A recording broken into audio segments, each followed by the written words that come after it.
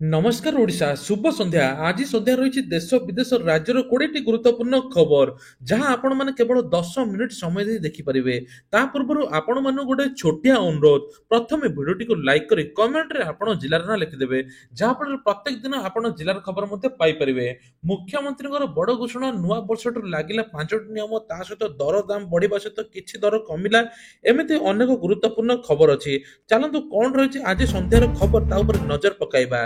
Number 1 ଜାନୁଆରୀ 15 ପରେ ମିଳିବ ସୁଭଦ୍ରାର ପ୍ରଥମ କିସ୍ତିର ଚତୁର୍ଥ ପର୍ଯ୍ୟାୟ ସୁଭଦ୍ରା ଟଙ୍କା ଏନେଇ ଉପମୁଖ୍ୟମନ୍ତ୍ରୀ ପ୍ରଭାତୀ ପରିଡ଼ା ଆଜି ସୂଚନା ଦେଇଛନ୍ତି। ତେବେ ଚଳିତ ବର୍ଷ ମାର୍ଚ୍ଚ 30 ସୁଦ୍ଧା ଆବେଦନ କରିଥିବା ଆବେଦନକାରୀ ମହିଳାଙ୍କୁ 2024ରେ ଥିବା ବାକି ଦ୍ୱିତୀୟ କିସ୍ତି ମିଳିବ ବୋଲି କୁହାଯାଇଛି। ଗାଁର ଶେଷ ଯୋଗ୍ୟ ହିତାଧିକାରୀ ଆବେଦନ ନ କରାଯାଏ ଚାଲିବ ପଞ୍ଜୀକରଣ। ପ୍ରଥମ କିସ୍ତି ମିଳିବାର ଶେଷ ତାରିଖ ମାର୍ଚ୍ଚ 8 ତାରିଖ ଥିଲା କିନ୍ତୁ ମାର୍ଚ୍ଚ 30 ପରେ ଆବେଦନ ପରେ ମିଳିବ ପ୍ରଥମ କିସ୍ତି ଟଙ୍କା। ଏଥିପାଇଁ ବ୍ୟାଙ୍କ ଗୁଡ଼ିକ ସହିତ ବୈଠକ ମଧ୍ୟ ସରିଲାଣି। ଏବେ ଅଙ୍ଗନବାଡି ଦିଦି ମାନେ ଘର ଘର ବୁଲୁଛନ୍ତି। ତେଣୁ କାରଣ ଯାହାର 5 ଏକର ଜମି ଅଛି ବା ନାହିଁ ଏହା ନେଇକି ଦ୍ୱନ୍ଦ୍ୱ ଅଛି। ଡିସେମ୍ବର 30 ଯାଏଁ ଦିଆଯାଇଥିବା ବେଳେ ଏବେ ବର୍ତ୍ତମାନ ସମୟ ଅବଧିକୁ ଜାନୁଆରୀ 15 ଯାଏଁ ବୃଦ୍ଧି କରାଯାଇଛି। ତେବେ ଜାନୁଆରୀ 15 ପରେ ମିଳିବ ପ୍ରଥମ କିସ୍ତିର ଚତୁର୍ଥ ପର୍ଯ୍ୟାୟ ଟଙ୍କା ବୋଲି ଉପମୁଖ୍ୟମନ୍ତ୍ରୀ ପ୍ରଭାତୀ ପରିଡ଼ା ସୂଚନା ଦେଇଛନ୍ତି। ଜାନୁଆରୀ 8ରେ ଓଡ଼ିଶା ଆସିବେ ପ୍ରଧାନମନ୍ତ୍ରୀ ପ୍ରବାସୀ ଭାରତୀୟ ସମ୍ମିଳନୀରେ ଯୋଗ ଦେବେ। ପ୍ରବାସୀ ଭାରତୀୟ ସମ୍ମିଳନୀ ପାଇଁ ଓଡ଼ିଶା ଆସୁଛନ୍ତି ପ୍ରଧାନମନ୍ତ୍ରୀ ନରେନ୍ଦ୍ର ମୋଦି। ତେବେ 2 ଦିନିଆ ଓଡ଼ିଶା ଗସ୍ତରେ ଆସିବେ। 8 ତାରିଖ ରାତିରେ ଭୁବନେଶ୍ୱର ବିମାନ ବନ୍ଦରରେ ପହଞ୍ଚିବା ପରେ ରାଜଭବନ ଯିବେ। ରାଜଭବନରେ ରାତ୍ର ରହଣି ରହିବ। 9 ତାରିଖ ସକାଳ 9:45 ରାଜଭବନରୁ ଜନତା ମଇଦାନ ଯିବେ। 9:55 ଜନତା ମଇଦାନ ପହଞ୍ଚିବା ସମୟରେ 18ତମ ପ୍ରବାସୀ ଭାରତୀୟ ସମ୍ମିଳନୀ ମଧ୍ୟ ଯୋଗ ଦେବେ। ଦିନ 11:30 ପର୍ଯ୍ୟନ୍ତ ପ୍ରବାସୀ ଭାରତୀୟଙ୍କ ସହିତ ଆଲୋଚନା ମଧ୍ୟ ହେବ। ତାହାପରେ ମଧ୍ୟ 11:55 ଦିଲ୍ଲୀ ଅଭିମୁଖେ ବାହାରିବେ। ସୂଚନା ଯୋଗ୍ୟ ଯେ 8 ତାରିଖରୁ ଭୁବନେଶ୍ୱର ଅନୁଷ୍ଠିତ ହେଉଛି ପ୍ରବାସୀ ଭାରତୀୟ ଦିବସ। 3 ଦିନିଆ କାର୍ଯ୍ୟକ୍ରମରେ ରାଷ୍ଟ୍ରପତି ଦ୍ରୌପଦୀ ମୁର୍ମୁ ପ୍ରଧାନମନ୍ତ୍ରୀ ନରେନ୍ଦ୍ର ମୋଦି ସମେତ ଅନେକ କେନ୍ଦ୍ର ସରକାରଙ୍କ ବହୁ ବରିଷ୍ଠ ନେତା ଏବଂ ପ୍ରବାସୀ ଭାରତୀୟ ବୈଦେଶିକ ବ୍ୟାପାର ବିଭାଗ ଅଧିକାରୀମାନେ ବହୁ ଗୁରୁତ୍ୱପୂର୍ଣ୍ଣ ବ୍ୟକ୍ତି ବିଶେଷ ଯୋଗ ଦେବେ। ଆଉ ରାଜ୍ୟକୁ ଏଥର ଉନ୍ନତି କରିବା ରାଜ୍ୟକୁ ବିଭିନ୍ନ ପ୍ରକାର ପ୍ରକଳ୍ପ କରିବା ତା ସହିତ ରୁଟ୍ ଲାଇନ୍ ଏବଂ ଦାଦନ ଖଟିବାରୁ ମୁକ୍ତି କିଭଳି ନିଯୁକ୍ତି ମିଳିବ ସେ ନେଇକି ଅଧିକ ମଧ୍ୟ ଆଲୋଚନା ହେବ। ମୁଖ୍ୟମନ୍ତ୍ରୀଙ୍କର ବଡ଼ ଘୋଷଣା ସମସ୍ତ ବସ୍ରେ ଲାଗିବ ସ୍ମାର୍ଟ ଡିଭାଇସ୍। ଭୁବନେଶ୍ୱର ଜାତୀୟ ସଡ଼କ ସୁରକ୍ଷା ମାସ କାର୍ଯ୍ୟକ୍ରମରେ ମୁଖ୍ୟମନ୍ତ୍ରୀ ମୋହନ ଚରଣ ମାଝୀ ବଡ଼ ଘୋଷଣା କରିଛନ୍ତି। ସମସ୍ତ ବସ୍ରେ ଲାଗିବ ସ୍ମାର୍ଟ ଡିଭାଇସ୍। ଦୁର୍ଘଟଣା ହ୍ରାସ ପାଇଁ ଏହି ପଦକ୍ଷେପ ନିଆଯିବ। ଏନେଇ ଆଇଆଇଟି ମାଡ୍ରାସ ସହ ଚୁକ୍ତି ମଧ୍ୟ ହୋଇଛି। ଡ୍ରାଇଭର ଆଖି ପଡ଼ିଗଲେ କିମ୍ବା ଆଖି ଲାଲ ଥାଇ ମଧ୍ୟ ଅନ୍ୟମନସ୍କ ଗାଡ଼ି ଚଳାଇଲେ ସ୍ମାର୍ଟ ଡିଭାଇସ୍ ସାଇରନ୍ ଦେବ। ମଦ ପିଇ ଗାଡ଼ି ଚଳାଇଲେ ଏକ ଶବ୍ଦ ଶୁଣାଯିବ। ଡ୍ରାଇଭରକୁ ସଚେତନ ମଧ୍ୟ କରାଯିବ। ଏହି ଡିଭାଇସ୍ ଦ୍ୱାରା ରୋଡ୍ ହିପ୍ନୋଟିଜମକୁ ଏବେ ଏଡ଼ାଇ ଦିଆଯିବ। ତେବେ ସରକାର ଏ ନେଇକି ଆଗାମୀ ବଜେଟରେ ବ୍ୟବସ୍ଥା ମଧ୍ୟ କରୁଛନ୍ତି। ଏହି ଅବସରରେ ଓଡ଼ିଶା ଯାତ୍ରୀ ଆପର ଉଦ୍ଘାଟନ କରିଛନ୍ତି ମୁଖ୍ୟମନ୍ତ୍ରୀ। ତେବେ ଏହି ଆପର ଉଦ୍ଘାଟନ କରିବା ପରେ ଗୋଟିଏ କ୍ଲିକରେ ଯାତ୍ରୀମାନେ ଅଟୋ ଟ୍ୟାକ୍ସି ନେଇପାରିବେ। 2000 ଟ୍ରାଫିକ ପୋଲିସ ପୋଷ୍ଟ ସୃଷ୍ଟି ମଧ୍ୟ କରାଯିବ ବୋଲି ମୁଖ୍ୟମନ୍ତ୍ରୀ କହିଛନ୍ତି। ଆସନ୍ତା କାଲିଠୁ ପର୍ଯ୍ୟଟକଙ୍କ ପାଇଁ 7 କୋଶିଆ ମନା। 14ରୁ ଭିତରକନିକା ମଧ୍ୟ ବନ୍ଦ। ତେବେ 6 ତାରିଖରୁ କୁମ୍ଭୀର ଗଣନା ଆରମ୍ଭ ହେବାକୁ ଥିବା ବେଳେ ଉଭୟ ପର୍ଯ୍ୟଟକ ମତ୍ସ୍ୟଜୀବୀଙ୍କୁ 7 କୋଶିଆ ମନା କରାଯାଇଛି। ଯଦି ଆପଣମାନେ ପିକନିକ ପ୍ଲାନ କରୁଛନ୍ତି ତେବେ ଏବେ ଯାଆନ୍ତୁ ନାହିଁ। 6, 7, 8 3 ଦିନ ଧରି 7 କୋଶିଆ କୁମ୍ଭୀର ଗଣନା ହେବ। ସେହିପରି ପକ୍ଷୀ ଗଣନା ପାଇଁ 17, 18 ତାରିଖ ମହାନଦୀର ବୋଟିଂ ହେବ ବୋଲି 7 କୋଶିଆ ବନ୍ୟପ୍ରାଣୀ ବନଖଣ୍ଡ ଅଧିକାରୀ ପକ୍ଷରୁ ସୂଚନା ମିଳିଛି। ଏପରିକି ନଦୀରେ ମାଛ ଧରିବା ପାଇଁ ମଧ୍ୟ ବାରଣ କରାଯାଇଛି। ଗଣନା ପାଇଁ ବନ ବିଭାଗର 14ଟି ଟିମ୍ ମୋଟ 70 ଜଣ କର୍ମଚାରୀ ନିୟୋଜିତ ହେବେ। ତେବେ ସେହିପରି 14 ଜଣ ପର୍ଯ୍ୟଟକଙ୍କୁ ଭିତରକନିକା ମଧ୍ୟ ବନ୍ଦ କରାଯାଇଛି। 14 ପରଠୁ 21 ତାରିଖ ପର୍ଯ୍ୟନ୍ତ ଭିତରକନିକାରୁ ଆଉ କେହି ଯାଇପାରିବେ ନାହିଁ। ତେଣୁ କୁମ୍ଭୀର ଗଣନା ମଧ୍ୟ ହେବ। ସେ ନେଇକି ମଧ୍ୟ ଏବେ ମାତ୍ର 4 ଦିନ ରହିଲା ପ୍ରବାସୀ ଭାରତୀୟ ଦିବସ। ତେଣୁ ରାସ୍ତା ସାରା ଏବେ ବ୍ଲକିଂ ଚେକିଂ ଚାଲିଛି। ରାତି ସାରା ମଧ୍ୟ ମଦୁଆଉ କରୁଛି ସାବାଡ଼। ମଦ ପିଇକି ଗାଡ଼ି ଚଳାଯିବ ନାହିଁ। ତୁରନ୍ତ ତାଙ୍କ ଉପରେ ଆକ୍ସନ ମଧ୍ୟ ନିଆଯିବ। ଯେଉଁମାନେ ନିୟମ ମାନୁନାହାନ୍ତି ଏବଂ ରଙ୍ଗ ରୁଟଠୁ ଆରମ୍ଭ କରି ଯୁଆଡ଼େ ସିଆଡ଼େ ମାଡ଼ି ଯାଉଛନ୍ତି ତାଙ୍କ ଉପରେ ମଧ୍ୟ କଡ଼ା କାର୍ଯ୍ୟାନୁଷ୍ଠାନ ନିଆଯିବ ବୋଲି କୁହାଯାଉଛି। ତା ସହିତ ପ୍ରବାସୀ ଭାରତୀୟ ଦିବସ ପାଇଁ କି ପୋଲିସ ପକ୍ଷରୁ 24 ଘଣ୍ଟିଆ ହେଲ୍ପଲାଇନ୍ ନମ୍ବର ମଧ୍ୟ ଜାରି ରହିଛି। ଭୁବନେଶ୍ୱର କଟକ ସହରକୁ ଜଗିବ 23ଟି ପ୍ଲାଟୁନ୍ ପୋଲିସ ଫୋର୍ସ। ଏହା ସହିତ 450 ଜଣ ପୋଲିସ ଅଧିକାରୀ ମଧ୍ୟ ଅଛନ୍ତି। ତେବେ ଜାଡରେ ଥରୁଛି ସାରା ଓଡ଼ିଶା। ଆଭ୍ୟନ୍ତରୀଣର ଉପକୂଳ ସବୁଠୁ ଶୀତର ପ୍ରକୋପ। ତେବେ କମୁଛି ପାରଦ ବଢୁଛି ଶୀତ। ଆଭ୍ୟନ୍ତରୀଣ ଉପକୂଳ ସବୁଠି ଶୀତର ପ୍ରକୋପ ଆଜିଠାରୁ 2 ରୁ 4 ଡିଗ୍ରୀ ସେଲସିୟସ ତାପମାତ୍ରା ଖସିବ ବୋଲି କୁହାଯାଉଛି। ଏହାଦ୍ୱାରା ଶୀତରୁ ମଧ୍ୟ ପ୍ରବଳ ହେବ ବୋଲି କୁହାଯାଉଛି। 9 ତାରିଖ ଯାଏଁ ପାଗ ଶୁଖିଲା ରହିବ, କିନ୍ତୁ କୁହୁଡି ମଧ୍ୟ କିଛି କିଛି ସ୍ଥାନରେ ରହିବ।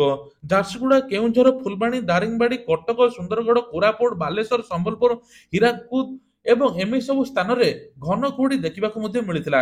ଭୁବନେଶ୍ୱର ତାପମାତ୍ରା ମଧ୍ୟ 14 ଡିଗ୍ରୀ ରେକର୍ଡ ମଧ୍ୟ କରାଯାଇଥିଲା। ପିଲାଙ୍କୁ ସୋସିଆଲ ମିଡିଆ ବ୍ୟବହାର ଉପରେ ଲାଗିବ କଟକଣା। ଆକାଉଣ୍ଟ ଖୋଲିବାକୁ ଦରକାର ଅଭିଭାବକଙ୍କ ଅନୁମତି। ଏନେଇକି କେନ୍ଦ୍ର ସରକାରଙ୍କର ମଧ୍ୟ ବଡ଼ ଘୋଷଣା କରାଯାଇଛି। ଏଣିକି ସାମାଜିକ ଗଣମାଧ୍ୟମରେ ଆକାଉଣ୍ଟ ଖୋଲିବାକୁ ଦରକାର ହେବ କି ନାହିଁ ଅଭିଭାବକ ଅନୁମତି ମଧ୍ୟ ଦେବେ। ଅଭିଭାବକମାନେ ଅନୁମତି ଦେଇଛନ୍ତି କି ନାହିଁ ସେ ସମ୍ପର୍କରେ ମଧ୍ୟ ଯାଞ୍ଚ ହେବ। ପ୍ରାୟ 41 ମାସ ପୂର୍ବରୁ ଡିଜିଟାଲ ବା ଡାଟା ସିକ୍ୟୁରିଟି ବିଲ୍ 2023 ସଂସଦ ଅନୁମୋଦନ କରିଥିଲା, ଯାହାପରେ ଡ୍ରାଫ୍ଟ ନିୟମାବଳୀ ଲାଗୁ ହୋଇଛି। ତେବେ ଶିକ୍ଷାନୁଷ୍ଠାନ ଶିଶୁ କଲ୍ୟାଣ ସଂଗଠନକୁ ଏହି ନିୟମରେ ବାଦ କରାଯାଇଛି। 18 ବର୍ଷରୁ କମ୍ ପିଲାମାନେ ସାମାଜିକ ଗଣମାଧ୍ୟମ ବ୍ୟବହାର ଉପରେ କଟକଣା ଜାରି ରହିବ। ଡାଟା ପର୍ସନାଲ ଡାଟା ପ୍ରୋଟେକ୍ସନ ଅଧିନିୟମ 2023 ସଂଶୋଧନ କରିବାକୁ ଯାଉଛନ୍ତି କେନ୍ଦ୍ର ସରକାର। ଏଥିପାଇଁ ନାଗରିକଙ୍କ ପାଇଁ ମତାମତ ଲୋଡ଼ା ଯାଉଛି। 2025 ମସିହା ଫେବୃଆରୀ 18 ତାରିଖ ପର୍ଯ୍ୟନ୍ତ ଲୋକେ ନିଜର ମତାମତ ମଧ୍ୟ ଦେଇପାରିବେ। ଫେବୃଆରୀ 28 ତାରିଖ ପରେ ଲୋକଙ୍କ ପରାମର୍ଶ ଉପରେ ବିଚାର ମଧ୍ୟ କରାଯିବ। ଏହି ଚିଠା ଆଇନରେ ପିଲାମାନଙ୍କ ବ୍ୟକ୍ତିଗତ ଡାଟା ସୁରକ୍ଷା କଠୋର ପଦକ୍ଷେପ ଆପଣାଇବାକୁ କେନ୍ଦ୍ର ସରକାର ମଧ୍ୟ ଯୋଜନା କରିଛନ୍ତି, ଯାହାଫଳରେ ବିନା ଅନୁମତିରେ ପିଲା କୌଣସି ଡିଜିଟାଲ ପ୍ଲାଟଫର୍ମ ଖୋଲିପାରିବେ ନାହିଁ, ମୋବାଇଲ ୟୁଜ୍ କରିପାରିବେ ନାହିଁ। ବିଶ୍ୱର ସବୁଠୁ ବଡ଼ ମେଳା ହେଲା ମହାକୁମ୍ଭ ମେଳା। ମହାକୁମ୍ଭ ପାଇଁ ସଜେଇ ହୋଇଛି ପ୍ରୟାଗରାଜ। କୁମ୍ଭ ମେଳା ଅଞ୍ଚଳରେ ସେକ୍ଟର 3 ସ୍ଥିତ ବଜରଙ୍ଗ ଦାସ ମାର୍ଗରେ ମୈନ ବାବାଙ୍କ ଭବ୍ୟ ଶିବିର ମଧ୍ୟ ପ୍ରସ୍ତୁତ କରାଯାଇଛି। ଏଠାରେ ଦ୍ୱାଦଶ ଜ୍ୟୋତିର୍ଲିଙ୍ଗର ଭବ୍ୟ ସଜ୍ଜାରେ 5 କୋଟି ରୁଦ୍ରାକ୍ଷ, 11,000 ତ୍ରିଶୂଳ ସଜ୍ଜିତ ହୋଇଛି। ବୈଦିକ ମନ୍ତ୍ରରେ ଗୁଞ୍ଜରିତ ହେଉଛି ପୁରା ପରିବେଶ। ଏହା ସହିତ 108 ହୋମକୁଣ୍ଡରେ ଦିଆଯିବ ଆହୁତି।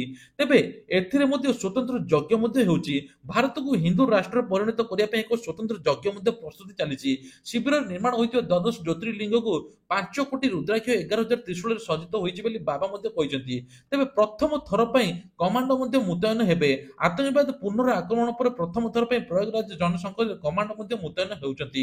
ଲକ୍ଷ ଲକ୍ଷ ଲୋକଙ୍କ ମଧ୍ୟ ଭିଡ଼ ଜମୁଛି। 12 ବର୍ଷକୁ ଥରେ କୁମ୍ଭ ମେଳା ମଧ୍ୟ ହେଉଛି, ଯାହାଫଳରେ ଲକ୍ଷାଧିକ ଲୋକଙ୍କ ମଧ୍ୟ ଭିଡ଼ ଜମୁଛି। ଇସ୍ରୋର ବଡ଼ ସଫଳତା, ମହାକାଶରେ ଗଜା ହେଲା ଝୁଡଙ୍ଗ ମଞ୍ଜି, ଖୁବ୍ ଶୀଘ୍ର ବାହାରିବ ପତ୍ର। ତେବେ ଏଇଟା ସବୁଠୁ ଆଶ୍ଚର୍ଯ୍ୟ କଥା ଲାଗୁଛି। ଭାରତୀୟ ମହାକାଶ ଅନୁସନ୍ଧାନ ସଂଗଠନ ଇସ୍ରୋ ଏକ ବଡ଼ କମାଲ କରିଛି। ଇସ୍ରୋ ମହାସାଗରର ଝୁଡଙ୍ଗ ମଞ୍ଜିକୁ ଗଜା କରିବାରେ ସଫଳତା ମଧ୍ୟ ହୋଇଛି। ଏଥିରୁ ଖୁବ୍ ଶୀଘ୍ର ପତ୍ର ବାହାରିବ ବୋଲି ବୈଜ୍ଞାନିକମାନେ ବିଶ୍ୱାସ କରୁଛନ୍ତି।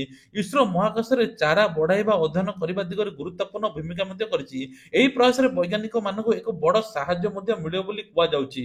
ମଦର ଦାମ ବଢାଇଲେ ରାଜ୍ୟ ସରକାର, ଓଡ଼ିଶାରେ ବୃଦ୍ଧି ପାଇଛି ମଦ ଦର। ଆସ୍କାପଟି ବିୟର ଦାମ ବୃଦ୍ଧି କଲେ ଏବେ ମୋହନ ସରକାର। ବିୟର ବୋତଲ ପିଛା 10 ଟଙ୍କା ବୃଦ୍ଧି ହୋଇଥିବା ବେଳେ ଆସ୍କାପଟି ଦାମ 60 ରୁ 70 ଟଙ୍କା ମଧ୍ୟ ବୃଦ୍ଧି ପାଇଛି।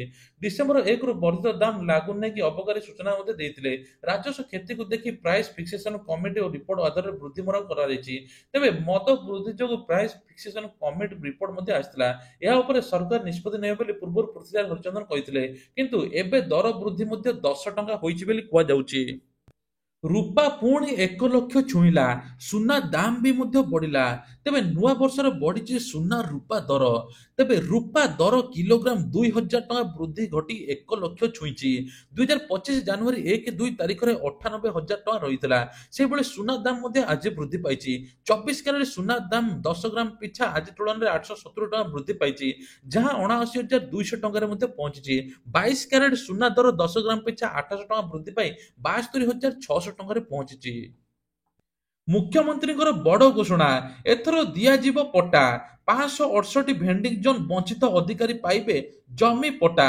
ଜଟଣୀ, ଖୋର୍ଦ୍ଧା, ବେଗୁନିଆ, ଡେଲାଙ୍ଗ ଅଞ୍ଚଳରେ 156 ଗାଁ ଲୋକଙ୍କୁ ଜଗନ୍ନାଥ ଜମି ଦିଆଯାଇଥିଲା। ହେଲେ ଗାଁର ପ୍ରାୟ 1,20,000 ଲୋକ ପଟ୍ଟା ପାଇବାରୁ ବଞ୍ଚିତ ହୋଇଛନ୍ତି। ଏବେ ଏହି ଲୋକଙ୍କୁ ଜମି ଯୋଗାଇ ଦିଆଯିବ ବୋଲି ସାଂସଦ ଅପରାଜିତା ଷଡଙ୍ଗୀ ମୁଖ୍ୟମନ୍ତ୍ରୀ ମୋହନ ଚରଣ ମାଝୀ ଏଭଳି ପ୍ରତିଶ୍ରୁତି ଦେଇଛନ୍ତି। ମୁଖ୍ୟମନ୍ତ୍ରୀ ସାଂସଦ ଭେଟି ନବବର୍ଷ ଶୁଭେଚ୍ଛା ଜଣାଇବା ସହିତ ଭୁବନେଶ୍ୱର ଉନ୍ନତି ପାଇଁ 6ଟି ପ୍ରକଳ୍ପର ପ୍ରସ୍ତାବ ମଧ୍ୟ ଦେଇଛନ୍ତି। ତେବେ ସମସ୍ତଙ୍କୁ ମିଳିବ ପଟ୍ଟା, ତା ସହିତ ଉଠା ଦୋକାନୀ ମାନଙ୍କ ପାଇଁ ଭେଣ୍ଡିଂ ଜୋନ୍ ମଧ୍ୟ ହେବ ବୋଲି କୁହାଯାଉଛି। ପ୍ରୋଟୋକଲ ଭାଙ୍ଗିଲେ ମୁଖ୍ୟମନ୍ତ୍ରୀ, ନାନ ଚଳାଇଲେ କେବି ସିଂ ଦେଓ। ତା ସହିତ ପାଖରେ ବସିଥିଲେ ମୁଖ୍ୟମନ୍ତ୍ରୀ ମୋହନ ଚରଣ ମାଝୀ। କୃଷି ଓଡ଼ିଶା କାର୍ଯ୍ୟକ୍ରମରେ ଶୁକ୍ରବାର ଦିନ ନିଆରା ଦୃଶ୍ୟ ଦେଖିବାକୁ ମିଳିଛି। ମୁଖ୍ୟମନ୍ତ୍ରୀ ମୋହନ ଚରଣ ମାଝୀ ନାନଗାଁରେ ବସି ବରମୁଣ୍ଡା ପଡ଼ିଆରୁ ଲୋକସେବା ଭବନକୁ ଯାଇଛନ୍ତି। ହେଲେ ତେବେ ଏହି ସମୟରେ ମୁଖ୍ୟମନ୍ତ୍ରୀ ଉପମୁଖ୍ୟମନ୍ତ୍ରୀ କେବି ସିଂ ଦେଓ ମଧ୍ୟ ଦେଖିବାକୁ ମିଳିଥିଲା। ଉକ୍ତ ନାନୋ କାରଟି ଚଳାଉଥିଲେ। ଏହା ସହିତ ତାଙ୍କ କାର ପଛ ସିଟରେ କୃଷି ମନ୍ତ୍ରୀ ସୁରେଶ ପୂଜାରୀ ମଧ୍ୟ ବସିଥିଲେ। ତେବେ ପ୍ରୋଟୋକଲ ଭାଙ୍ଗି ମୁଖ୍ୟମନ୍ତ୍ରୀ ନାନୋ କାରରେ ବସି ଯାତ୍ରା କରୁଥିବା ଏକ ଭିଡିଓ ବର୍ତ୍ତମାନ ଭାଇରାଲ ହେବାକୁ ଲାଗିଛି। ଇପିଏଫ୍ କଲା ବଡ଼ ପରିବର୍ତ୍ତନ, ଏବେ ପେନସନ ଭୋଗୀ ପାଇବେ ଏହି ଲାଭ।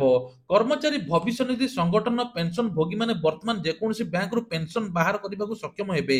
ଇପିଏଫ୍ ଓ ଏହାର ଅଞ୍ଚଳ କାର୍ଯ୍ୟାଳୟରେ କେନ୍ଦ୍ରୀୟ ପେନସନ ପେମେଣ୍ଟ ସିଷ୍ଟମର ଲାଗୁ କରିବାକୁ ଧାର୍ଯ୍ୟ ସମାପ୍ତ ହୋଇଛି। ଶୁକ୍ରବାର ଦିନ ସୂଚନା ଦେଇଛନ୍ତି ଶ୍ରମ ମନ୍ତ୍ରାଳୟ କହିଛି 68 ଲକ୍ଷରୁ ଅଧିକ ପେନସନ ଭୋଗୀ ଏଥିରୁ ଉପକୃତ ମଧ୍ୟ ହେବେ।